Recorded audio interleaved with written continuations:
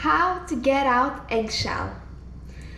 Okay, the thing about an eggshell is that eggshell attached to eggshell. So when you are cracking your egg, oh no, I got some eggshell in it. You don't want that. Take your eggshell, put it in, and get it out.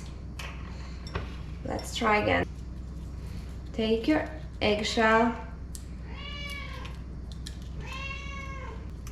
because you know, if you have like small pieces, it could be super hard to get it out using your fingers.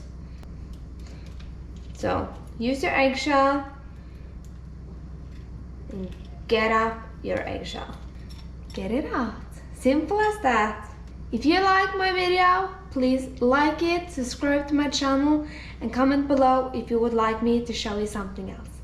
Bye!